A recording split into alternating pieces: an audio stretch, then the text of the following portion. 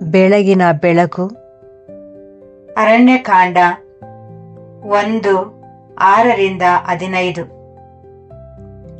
ಹೆಸರುಗಳಲ್ಲಿ ಅಡಗಿರುವ ದೇವರ ಯೋಜನೆ. ಭಾಗ 3. ನಿನ್ನೆ ನಾವು ಎಲ್ಲಿ ನಿಲ್ಲಿಸಿದೆವೋ ಅಲ್ಲಿಂದ ಇಂದು ಮುಂದುವರಿಯೋಣ. ಶೆದೇವೂರ್ನಿಂದ ಹೆಲೋನ್ ವರೆಗೆ ತಂದೆಗಳ ಹೆಸರುಗಳ ಮೂಲಕ ದೇವರು ಹೇಗೆ ಮಾತನಾಡುತ್ತಾನೆ ಮತ್ತು ಆ ಹೆಸರುಗಳು ಇಕ್ಕಟ್ಟಾದ ಹಾದಿಯಲ್ಲಿರುವ ನೂತನ ಸೃಷ್ಟಿಗೆ ಹೇಗೆ ಸಾಂತ್ವನ ಮತ್ತು ಎಚ್ಚರಿಕೆ ಎರಡನ್ನೂ ನೀಡುತ್ತವೆ ಎಂಬುದನ್ನು ನಾವು ಈಗಾಗಲೇ ನೋಡಿದ್ದೇವೆ.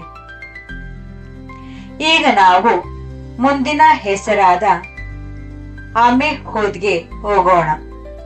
ಇಲ್ಲಿಂದ ಸಂದೇಶವು ಇನ್ನೂ ಆಳವಾಗುತ್ತದೆ.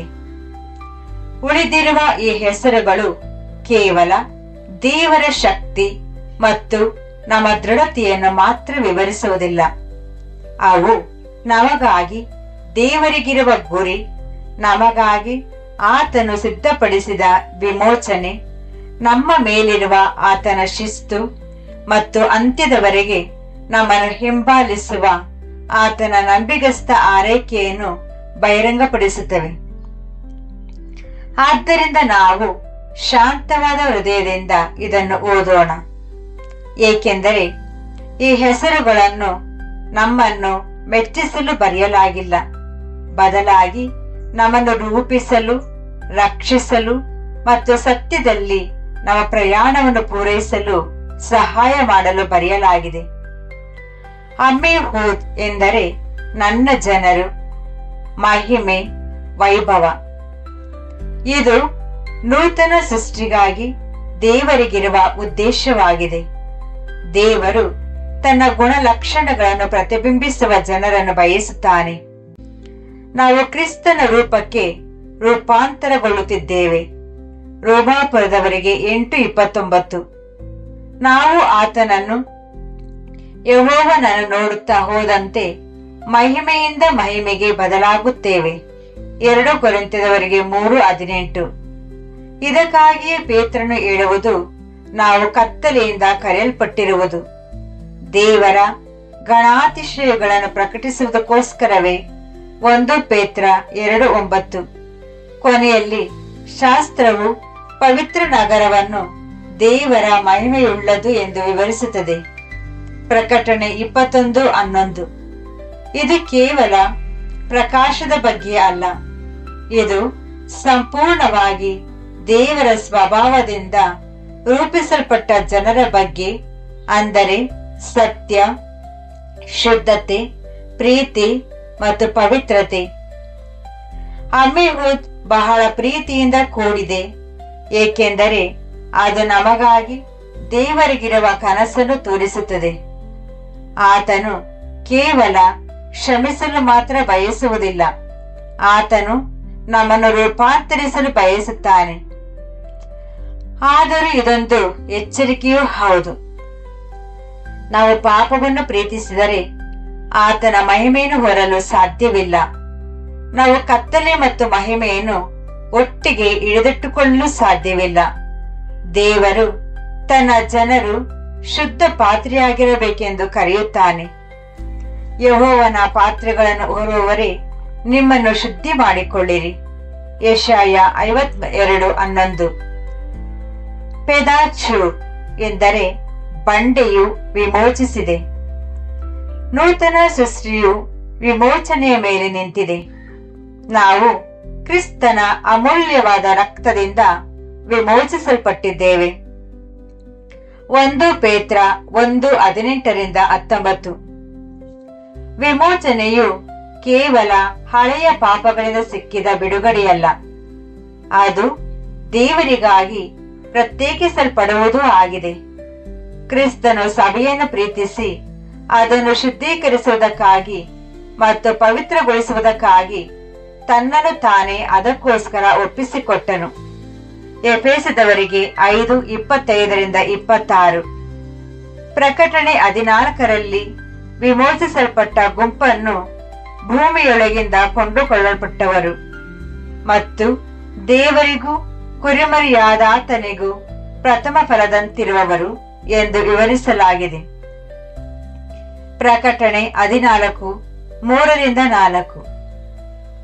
ಆ ಭಾಗದ ಬಗ್ಗೆ ಒಬ್ಬರ ಪೂರ್ಣ ತಿಳುವಳಿಕೆ ಏನೇ ಇರಲಿ, ಅದರ ಸಂದೇಶ ಸ್ಪಷ್ಟವಾಗಿದೆ. ದೇವರು ತನಗೆ ಸಂಪೂರ್ಣವಾಗಿ ಸೇರಿದ ಜನರನ್ನು ರೂಪಿಸುತ್ತಿದ್ದಾನೆ. ಪೆದಾಚೂರ್ ನಮಗೆ ಸಾಂತ್ವನ ನೀಡುತ್ತದೆ. ಬಂಡೆಯು ಕೇವಲ ಬೆಂಬಲ ನೀಡುವುದಿಲ್ಲ, ಬಂಡೆಯು ವಿಮೋಚನೆಯನ್ನು ನೀಡುತ್ತದೆ. ಎಚ್ಚರಿಕೆಯೂ ಕೂಡ ಪ್ರಬಲವಾಗಿದೆ. ವಿಮೋಚನೆಯನ್ನು ಅಗ್ಗವೆಂದು ಪರಿಗಣಿಸಬಾರದು. ನೀವು ಬೆಲೆಗೆ ಕೊಂಡುಕೊಳ್ಳಲ್ಪಟ್ಟಿದ್ದೀರಿ. ಆದುದರಿಂದ ನಿಮ್ಮ ದೇಹದಲ್ಲಿ ದೇವರನ್ನು ಮಹಿಮೆಪಡಿಸಿರಿ. 1 ಕೊರಿಂಥದವರಿಗೆ 6:20. ನಾವು ವಿಮೋಚಿಸಲ್ಪಟ್ಟಿದ್ದೇವೆ ಎಂದು ಹೇಳುತ್ತಾ ಪಾಪಕ್ಕೆ ಸೇರಿದವರಂತೆ ಬದುಕಿದರೆ ನಾವು ದೇವರಿಗೆ ಅಪಮಾನ ಮಾಡುತ್ತೇವೆ. ಗಿದ್ಯೋನಿ ಎಂದರೆ ಕಡಿಯುವವನು, ಕತ್ತರಿಸುವವನು. ಇಲ್ಲಿ ಎಚ್ಚರಿಕೆಯು ಇನ್ನಷ್ಟು ತೀಕ್ಷ್ಣವಾಗುತ್ತದೆ. ದೇವರು ಪ್ರೀತಿ ಸ್ವರೂಪಿಯಾಗಿದ್ದಾನೆ, ಆದರೆ ಆತನು ಪವಿತ್ರನೂ ಆಗಿದ್ದಾನೆ. ತಂದೆಯು ತೋಟಗಾರನಾಗಿದ್ದಾನೆ ಮತ್ತು ನನ್ನಲ್ಲಿ ಫಲ ಕೊಡದ ಪ್ರತಿಯೊಂದು ಕೊಂಬೆಯನ್ನು ಆತನು ತೆಗೆದು ಹಾಕುತ್ತಾನೆ ಎಂದು ಯೇಸು ಸ್ಪಷ್ಟವಾಗಿ ಹೇಳಿದನು. ಯೋಹಾನ 15:1-2. ನೆಲೆಗೊಂಡಿರದ ಕೊಂಬೆಯನ್ನು ಹೊರಗೆ ಹಾಕಿ ಸುಡಲಾಗುತ್ತದೆ ಎಂದು ಆತನು ಹೇಳಿದನು. ಯೋಹಾನ 15:6. ಇದು ನಮ್ಮನ್ನು ನಿರಾಶೆಗೊಳಿಸಲು ಬರೆದದ್ದಲ್ಲ, ಬದಲಾಗಿ ಗಂಭೀರವಾಗಿರಲು ಬರೆದದ್ದು. ಕೃಪೆಯು ಫಲವಿಲ್ಲದೆ ಇರಲು ಕೊಟ್ಟ ಅನುಮತಿಯಲ್ಲ, ಕೃಪೆಯು ಫಲಭರಿತರಾಗಲು ಕೊಡುವ ಶಕ್ತಿಯಾಗಿದೆ. ಪೌಲನು ಸಹ ಎಚ್ಚರಿಸುತ್ತಾನೆ, ನೋಡು, ದೇವರ ದಯೆಯನ್ನು, ಕಾಠಿಣ್ಯವನ್ನು ನೀನು ಆತನ ದಯೆಯಲ್ಲಿ ನೆಲೆಗೊಂಡಿದ್ದರೆ ನಿನಗೆ ದಯೆ ಇರುತ್ತದೆ, ಇಲ್ಲದಿದ್ದರೆ ನೀನು ಕತ್ತರಿಸಲ್ಪಡುವಿ. ರೋಮಾಪುರದವರಿಗೆ 11:22. ಗಿದ್ಯೋನಿ ನಮಗೆ ಹೇಳುತ್ತದೆ, ದೇವರೊಂದಿಗೆ ಆಟವಾಡಬೇಡಿ. ನಾವು ಪಶ್ಚಾತ್ತಾಪವನ್ನು ನಿರಾಕರಿಸಿ ಪಾಪವನ್ನೇ ಆರಿಸಿಕೊಂಡರೆ ನೆಟ್ಟ ಅದೇ ದೇವರು ಕತ್ತರಿಸಿ ಹಾಕಲು ಬಲ್ಲನು. ಆದರೆ ಇದು ಸಹ ಪ್ರೀತಿಯಿಂದ ಕೂಡಿದ ಎಚ್ಚರಿಕೆಯಾಗಿದೆ, ಏಕೆಂದರೆ ಇದು ನಮ್ಮನ್ನು ವಿನಾಶದಿಂದ ರಕ್ಷಿಸಲು ಉದ್ದೇಶಿಸಿದೆ. ಅಪಾಯವು ನಿಜವಾಗಿದ್ದಾಗ ಒಬ್ಬ ತಂದೆ ತೀಕ್ಷ್ಣವಾಗಿ ಎಚ್ಚರಿಸುತ್ತಾನೆ. ಅಮಿಷದೈ ಎಂದರೆ ನನ್ನ ಜನರು ಸರ್ವಶಕ್ತನಿಗೆ ಸೇರಿದವರು. ಕತ್ತರಿಸಿ ಹಾಕುವ ಎಚ್ಚರಿಕೆಯ ನಂತರ ದೇವರು ತನ್ನ ಕೋಮಲತೆಯನ್ನು ತೋರಿಸುತ್ತಾನೆ. ಆತನು ಕರುಣೆಯು, ದಯೆಯು, ದೀರ್ಘಶಾಂತಿಯು, ಮಹಾಪ್ರೇಮವು, ಸತ್ಯವೂ ಉಳ್ಳವನು. ವಿಮೋಚನಕಾಂಡ 34:6. ದಾರಿ ತಪ್ಪಿದ ಹೃದಯಗಳನ್ನು ಮರಳಿ ಬರಲು ಆತನು ಕರೆಯುತ್ತಾನೆ. ನನ್ನ ಕಡೆಗೆ ತಿರುಗಿಕೊಳ್ಳಿರಿ, ಆಗ ನಾನು ನಿಮ್ಮ ಕಡೆಗೆ ತಿರುಗಿಕೊಳ್ಳುವೆನು. ಮಲಾಕಿ 3:7. ಕಳೆದು ಹೋದ ಮಗನ ತಂದೆಯಂತೆ ಆತನು ಕಾಯುತ್ತಾನೆ ಮತ್ತು ಪಶ್ಚಾತ್ತಾಪವನ್ನು ಸ್ವಾಗತಿಸುತ್ತಾನೆ. ಲೋಕ 15:20-24. ಅಮಿಷದೆ ಎಂಬುದು ಒಂದು ಬೆಚ್ಚಗಿನ ಪದ. ನಾವು ಎಡವಿದಾಗಲೂ ನಮ್ಮನ್ನು ಪುನಃಸ್ಥಾಪಿಸುವುದು ದೇವರ ಹೃದಯದ ಹಂಬಲವಾಗಿದೆ. ಯಾರಾದರೂ ಪಾಪ ಮಾಡಿದರೆ ನೀತಿವಂತನಾದ ಯೇಸು ಕ್ರಿಸ್ತನೆಂಬ ಮಧ್ಯಸ್ಥನು ತಂದೆಯ ಬಳಿಯಲ್ಲಿ ನಮಗಾಗಿ ಇದ್ದಾನೆ. 1 ಯೋಹಾನ 2:1. ಆದರೂ ಈ ಹೆಸರು ಒಂದು ಎಚ್ಚರಿಕೆಯನ್ನು ಹೊತ್ತಿದೆ. ಸೇರಿರುವುದು ಎನ್ನುವುದು ದಾರಿ ತಪ್ಪಿ ಕೆಟ್ಟು ಹೋಗಿದರೂ ಬೇಗನೆ ಹಿಂತಿರುಗಲು ಇರುವ ಕಾರಣವಾಗಿದೆ. ನಿಜವಾದ ಮಕ್ಕಳು ಹಿಂತಿರುಗುತ್ತಾರೆ, ಅವರು ಹಂದಿ ಅಟ್ಟಿಯಲ್ಲಿ ನೆಲೆಸುವುದಿಲ್ಲ. ಒಕ್ರಾನ್ ಎಂದರೆ ತೊಂದರೆ ಕೊಡುವವನು, ಪೀಡಿಸುವವನು. ಈ ಹೆಸರು ನಮ್ಮಲ್ಲಿ ಬೆಳೆಯಬಹುದಾದ ನೋವಿನ ಅಭ್ಯಾಸವೊಂದನ್ನು ಬಯಲು ಮಾಡುತ್ತದೆ. ಕೆಲವೊಮ್ಮೆ ನಾವು ದೇವರ ಕೃಪೆಯನ್ನು ಆನಂದಿಸುತ್ತೇವೆ. ಆದರೆ ನಂಬಿಕೆಸ್ಥ ಜೀವನದ ಮೂಲಕ ಆತನನ್ನು ಗೌರವಿಸುವುದಿಲ್ಲ. ತೊಂದರೆ ಬಂದಾಗ ಮಾತ್ರ ನಾವು ಆತನ ಬಳಿಗೆ ಓಡುತ್ತೇವೆ. ಪ್ರಾರ್ಥನೆಗಳಿಗೆ ಉತ್ತರ ಸಿಕ್ಕಾಗ ನಾವು ಮತ್ತೆ ಅಸಡ್ಡೆ ಮಾಡುತ್ತೇವೆ. ಇಸ್ರಾಯೇಲರು ಇದನ್ನೇ ಅನೇಕ ಬಾರಿ ಮಾಡಿದರು. ದೇವರು ಅವರಿಗೆ ಎಚ್ಚರಿಸಿದನು, ಯೆಹೋವನು ಮರೆಯದಂತೆ ಎಚ್ಚರವಾಗಿರಿ, ಇಲ್ಲದಿದ್ದರೆ ನಿಮ್ಮ ಹೃದಯ ಒಬ್ಬಿ ನೀವು ಯೆಹೋವನನ್ನು ಮರೆತು ಬಿಟ್ಟೀರಿ. ಧರ್ಮೋಪದೇಶ ಕಾಂಡ 8:11-14. ಹೊಸ ಒಡಂಬಡಿಕೆಯು ಇಂತಹದೇ ಎಚ್ಚರಿಕೆಗಳನ್ನು ನೀಡುತ್ತದೆ. ನಾವು ಪವಿತ್ರಾತ್ಮನನ್ನು ದುಃಖಪಡಿಸಬಹುದು. ಎಫೆಸದವರಿಗೆ 4:30. ಪವಿತ್ರಾತ್ಮನನ್ನು ಆರಿಸಬಹುದು. 1 ಥೆಸಲೋನಿಕದವರಿಗೆ 5:19. ಕೃಪೆಯನ್ನು ಪಾಪಕ್ಕೆ ಒದಗಿಯಾಗಿ ಬಳಸಬಹುದು. ಯೂದ 4. ಒಕ್ರಾನ್ ಎಂಬುದು ಪ್ರೀತಿಯಿಂದ ನೀಡಿದ ಎಚ್ಚರಿಕೆ. ವಿಧೇಯತೆಯನ್ನು ನಿರಾಕರಿಸಿ ದೇವರನ್ನು ಕೇವಲ ತುರ್ತು ಪರಿಸ್ಥಿತಿಯ ಸಹಾಯಕರಂತೆ ಬಳಸುವ ಮೂಲಕ ತೊಂದರೆ ಕೊಡುವವರಾಗಬೇಡಿ. ದೇವರು ಕೇವಲ ರಕ್ಷಕನಲ್ಲ, ಆತನು ನಮ್ಮ ಸೃಷ್ಟಿಕರ್ತ. ದಂಗೆಯ ಮೂಲಕ ನಮ್ಮ ದ್ರೋಹಗಳ ಆತನನ್ನು ಪೀಡಿಸುತ್ತಾ ಹೋದರೆ ನಾವು ಸಂತೋಷ ಮತ್ತು ಶಾಂತಿಯನ್ನು ಕಳೆದುಕೊಳ್ಳುತ್ತೇವೆ ಮತ್ತು ಶಿಸ್ತನ್ನು ಆಹ್ವಾನಿಸುತ್ತೇವೆ. ದೆಗೂವೆಲ್ ಎಂದರೆ ದೇವರಿಗೆ ತಿಳಿದಿರುವವನು. ನೂತನ ಸೃಷ್ಟಿಗೆ ಇದು ಅತ್ಯಂತ ಕೋಮಲವಾದ ಸತ್ಯಗಳಲ್ಲಿ ಒಂದಾಗಿದೆ. ಯೇಸು ಹೇಳಿದನು, ನಾನು ಒಳ್ಳೆಯ ಕುರುಬನು, ನನ್ನ ಕುರಿಗಳನ್ನು ಬಲ್ಲೆನು. ಯೋಹಾನ 10:14. ಯೆಹೋವನು ತನ್ನವರನ್ನು ಬಲ್ಲನು ಎಂದು ಪೌಲನು ಸಹ ಹೇಳುತ್ತಾನೆ. 2 ತಿಮೋಥೆಯ 2:19. ದೇವರಿಗೆ ತಿಳಿದಿರುವುದು ಎಂದರೆ ಕೇವಲ ಮಾಹಿತಿಯಲ್ಲ, ಅದು ಒಂದು ಸಂಬಂಧ, ಅದು ಸೇರಿರುವುದು, ಅದು ಒಡಂಬಡಿಕೆಯ ಪ್ರೀತಿ. ಆದರೂ ಈ ಹೆಸರು ಪ್ರಬಲವಾದ ಎಚ್ಚರಿಕೆಯನ್ನು ಹೊತ್ತಿದೆ, ಏಕೆಂದರೆ ಯೇಸುವಿನ ಹೆಸರನ್ನು ಹೇಳುತ್ತಾ ಆ ಧರ್ಮದಲ್ಲಿ ಬದುಕಿದ ಜನರ ಬಗ್ಗೆ ಯೇಸು ಹೀಗೆ ಹೇಳಿದನು, ನಾನು ನಿಮ್ಮನ್ನು ಎಂದಿಗೂ ಅರಿಯೆನು, ನನ್ನ ಬಳಿಯಿಂದ ಹೊರಟು ಹೋಗಿರಿ. ಮತ್ತಾಯ 7:23. ಆದ್ದರಿಂದ ನಾವು ಕೇಳಿಕೊಳ್ಳಬೇಕು, ನಾನು ನಿಜವಾಗಿಯೂ ಆತನ ಕುರಿಯಾಗಿ ಆತನಿಗೆ ತಿಳಿದಿದ್ದೇನೆಯೋ ಅಥವಾ ನಾನು ಕೇವಲ ಧಾರ್ಮಿಕ ವ್ಯಕ್ತಿಯೋ? ದೇವರು ತನ್ನವರನ್ನು ಮರಳಿ ತರಲು ಎಂದಿಗೂ ಬಲ್ಲನು ಎಂಬುದು ಪ್ರೀತಿಯ ಸಂದೇಶ. ಆದರೆ ವಿಧೇಯತೆ ಇಲ್ಲದ ಹೊರಗಿನ ಧಾರ್ಮಿಕ ಚಟುವಟಿಕೆಗಳು ಅಪಾಯಕಾರಿ ಎಂಬುದು ಎಚ್ಚರಿಕೆ. ನಿಜವಾದ ಕುರಿಗಳು ಆತನ ಧ್ವನಿಯನ್ನು ಕೇಳುತ್ತವೆ ಮತ್ತು ಆತನನ್ನು ಅನುಸರಿಸುತ್ತವೆ. ಯೋಹಾನ 10:27. ದೆಗೂವೆಲ್ ನಮ್ಮನ್ನು ಕುರುಬನಿಗೆ ಹತ್ತಿರವಾಗಿರಲು ಕರೆಯುತ್ತದೆ, ಕೇವಲ ಚರ್ಚ್ ಚಟುವಟಿಕೆಗಳಿಗಲ್ಲ. ಏನಾನ್ ಎಂದರೆ ಕಣ್ಣುಗಳು, ಜಾಗರೂಕ ಆರೈಕೆ ಎಂಬ ಅರ್ಥವನ್ನು ಹೊಂದಿದೆ. ಈ ಪೆಟ್ಟಿಗೆಯು ಇದೊಂದು ಸುಂದರವಾದ ಅಂತ್ಯವಾಗಿದೆ. ನಮ್ಮ ಪ್ರಯಾಣದ ಬಗ್ಗೆ ದೇವರ ಕಣ್ಣುಗಳು ಕುರುಡಾಗಿಲ್ಲ. ಯೆಹೋವನ ಕಣ್ಣುಗಳು ಎಲ್ಲಾ ಕಡೆ ಇವೆ. ಜ್ಞಾನೋಕ್ತಿ 15:3. ಎಲ್ಲವೂ ಆತನ ಕಣ್ಣುಗಳಿಗೆ ಸ್ಪಷ್ಟವಾಗಿ ಕಾಣಿಸುತ್ತವೆ. ಇಬ್ರಿಯರಿಗೆ 4:13. ನಂಬಿಗಸ್ತರಿಗೆ ಇದೊಂದು ಸಾಂತ್ವನ. ಯೆಹೋವನ ಕಣ್ಣುಗಳು ನೀತಿವಂತರ ಮೇಲಿವೆ. ಕೀರ್ತನೆ 34:15. ಮತ್ತು ಯೆಹೋವನ ಕಣ್ಣುಗಳು ನೀತಿವಂತರನ್ನು ಪಾಲಿಸುತ್ತವೆ. 1 ಪೇತ್ರ 3:12. ದಾರಿ ತಪ್ಪುವವರಿಗೆ ಇದೊಂದು ಎಚ್ಚರಿಕೆ. ಯಾವುದೂ ಅಡಗಿಲ್ಲ, ಗುಪ್ತ ಪಾಪವೂ ಆತನಿಗೆ ಕಾಣಿಸುತ್ತದೆ.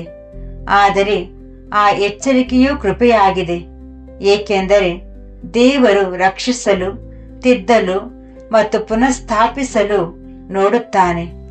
ಶಾಸ್ತ್ರವು ಹೇಳುತ್ತದೆ, ಯೆಹೋವನ ಕಣ್ಣುಗಳು ಭೂಮಿಯಲ್ಲೆಲ್ಲ ಸಂಚರಿಸುತ್ತಾ ತನ್ನ ಕಡೆಗೆ ಪೂರ್ಣ ಹೃದಯವುಳ್ಳವರ ಪರವಾಗಿ ತನ್ನ ಬಲವನ್ನು ತೋರಿಸುತ್ತದೆ. 2 ಪೂರ್ವಕಾಲ ವೃತ್ತಾಂತ 16:9. ಏನಾನ್ ನಮಗೆ ಹೇಳುತ್ತದೆ, ದೇವರ ಕಣ್ಣುಗಳು ಇಕ್ಕಟ್ಟಾದ ಹಾದಿಯ ಮೇಲಿವೆ. ಆತನು ಕಣ್ಣೀರನ್ನು ನೋಡುತ್ತಾನೆ, ಆತನು ಅಡಗಿರುವ ಹೋರಾಟಗಳನ್ನು ನೋಡುತ್ತಾನೆ, ಆತನು ಮೌನವಾದ ನಂಬಿಕಸ್ತಿಕೆಯನ್ನು ನೋಡುತ್ತಾನೆ, ಆತನು ಹೊಂದಾಣಿಕೆಯನ್ನು ನೋಡುತ್ತಾನೆ. ಆತನ ಕಣ್ಣುಗಳು ಕೇವಲ ತೀರ್ಪು ನೀಡಲು ಮಾತ್ರವಲ್ಲ, ಆತನ ಕಣ್ಣುಗಳು ಮಾರ್ಗದರ್ಶನ ನೀಡಲು ಮತ್ತು ಕಾಪಾಡಲು ನೋಡುತ್ತಿವೆ.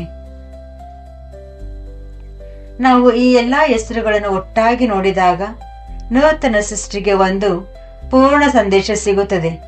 ಸರ್ವಶಕ್ತನೇ ನಮ್ಮ ಬಲ, ಸರ್ವಶಕ್ತನೇ ನಮ್ಮ ಬಂಡೆ. ದೇವರು ವಿಧೇಯರಾಗುವ ಸಿದ್ಧ ಮನಸ್ಸುಗಳನ್ನು ಬಯಸುತ್ತಾನೆ. ನಂಬಿಗಸ್ತರು ಕೆಲವೇ ಇರಬಹುದು, ಆದರೆ ಅವರು ದೃಢವಾಗಿರಬೇಕು. ದೇವರ ಗುರಿ ಮಹಿಮೆ ಮತ್ತು ರೂಪಾಂತರವಾಗಿದೆ. ಬಂಡೆಯು ವಿಮೋಚಿಸುತ್ತದೆ ಮತ್ತು ತನಗಾಗಿ ಒಂದು ಪ್ರಥಮ ಫಲದ ಜನರನ್ನು ರೂಪಿಸುತ್ತದೆ. ತಂದೆಯು ಫಲವಿಲ್ಲದ ಕೊಂಬೆಗಳನ್ನು ಕತ್ತರಿಸುತ್ತಾನೆ, ಆದರೆ ತನ್ನವರೆಂದು ಭಾವಿಸಿ ಜನರನ್ನು ಮರಳಿ ಕರೆಯುತ್ತಾನೆ. ಕೃಪೆಯನ್ನು ದುರುಪಯೋಗಪಡಿಸಿಕೊಳ್ಳುವ ಮೂಲಕ ತೊಂದರೆ ಕೊಡುವವರಾಗದಂತೆ ಆತನು ಎಚ್ಚರಿಸುತ್ತಾನೆ. ತನ್ನ ಕುರಿಗಳಿಗಾಗಿ ನಿಜವಾಗಿಯೂ ಆತನಿಗೆ ತಿಳಿದಿರುವಂತೆ ಬದುಕಲು ಕರೆಯುತ್ತಾನೆ ಮತ್ತು ಇಡೀ ಪ್ರಯಾಣದುದ್ದಕ್ಕೂ ಆತನ ಕಣ್ಣುಗಳು ನಮ್ಮ ಮೇಲಿವೆ ಎಂದು ಆಶ್ವಾಸನೆ ನೀಡುತ್ತಾನೆ. ಈಗ ನಾವು ಹೇಗೆ ಪ್ರಯಾಣಿಸಬೇಕು ಎಂದು ನಿರ್ಧರಿಸುವುದು ನಮಗೆ ಬಿಟ್ಟದ್ದು. ಇಕ್ಕಟ್ಟಾದ ಹಾದಿಯು ನೈಜವಾದುದು, ಹಾದಿ ಕಿರಿದಾಗಿದೆ ಮತ್ತು ಅದನ್ನು ಕಂಡುಕೊಳ್ಳುವವರು ಸ್ವಲ್ಪ ಮಂದಿ ಎಂದು ಯೇಸು ಹೇಳಿದನು. ಮತ್ತಾಯ 7:14. ಅಂತ್ಯದವರೆಗೆ ಸಹಿಸಿಕೊಳ್ಳುವವನೇ ರಕ್ಷಿಸಲ್ಪಡುವನು ಎಂದು ಆತನು ಹೇಳಿದನು. ಮತ್ತಾಯ 24:13.